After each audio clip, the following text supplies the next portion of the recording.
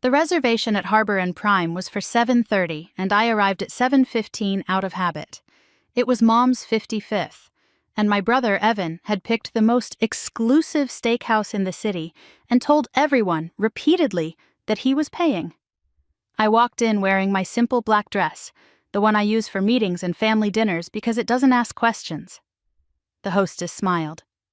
"Miss Blake, good to see you again, your usual table." "Family tonight," I said. "Reservation under Mercer." "Oh, of course, they're already seated."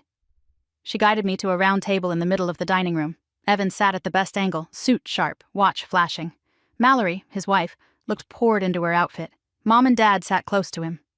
My sister Tessa and her husband completed the circle. One chair waited for me, like it always did. "Claire," Mom waved. "We weren't sure you'd make it. Evan said you might be stuck at work." "I made it work," I said, hugging her. "Happy birthday." "Thank you, sweetheart." Evan ordered champagne. A server brought the bottle. Evan inspected the label and gave a pleased nod. Glasses filled, bubbles rising like tiny alarms. Mallory turned to me, voice bright. "So, Claire, how's the restaurant thing? Still at that Italian place? Still serving tables?" Evan didn't bother lowering his volume. "Northbridge business degree. And she carries plates. 30 years old. Tragic." Tessa's mouth twitched. Dad's smile came easy, as if this was encouragement. I set my napkin on my lap. "Embarrassing for whom?" I asked. A young server stepped up, eyes warm with recognition. "Good evening, Miss Blake," she said. "Your usual filet, medium rare?" "Filet," I said. "Medium rare." "Perfect." The server, Lena, smiled. "And Miss Blake, thank you. The scholarship you funded means my sister starts culinary school next month." She moved on, and the table went quiet, champagne fizz suddenly loud. "Scholarship?" Mom asked, eyes searching mine. Evan laughed. "Claire tips to feel important." "It's a program," I said. "For our staff, 4 scholarships a year." Mallory's eyes narrowed over her glass. "Our?" Evan leaned in, voice slick with concern. "I'm up for a major promotion. They're judging my whole profile, leadership, network, stability." He nodded toward me. "A sister who waits tables doesn't help." Tessa looked down at her menu, lips pressed together, pretending not to listen. I set my water down. "So you want me to quit?" "I want you to upgrade," Evan said.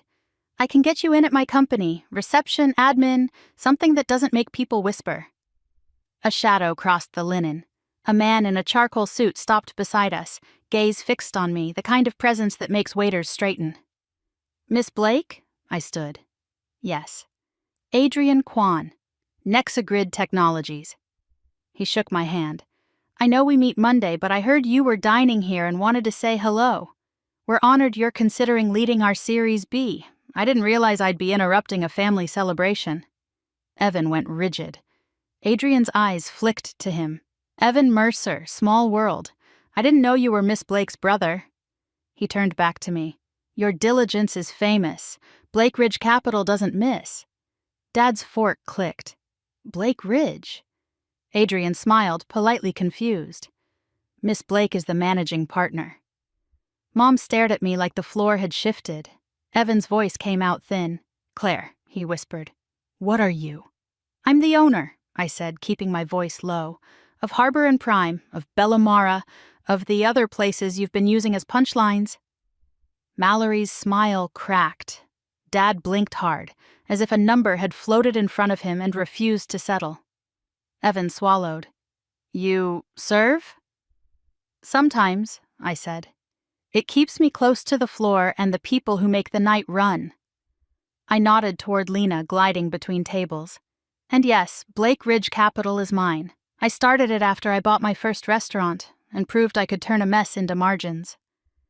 Mom's hands trembled around her flute. "Why didn't you tell us?" "I tried," I said.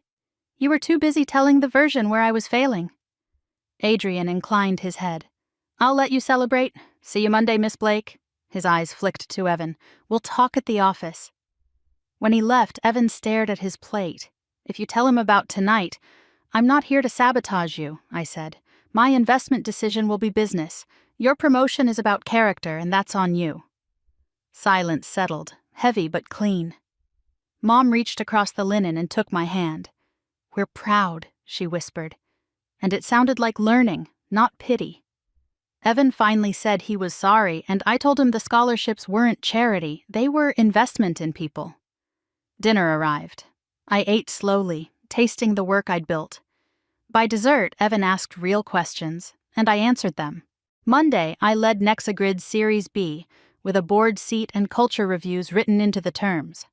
Afterward, I pulled on an apron for lunch at Bellamara, because power means nothing if it can't still touch the ground.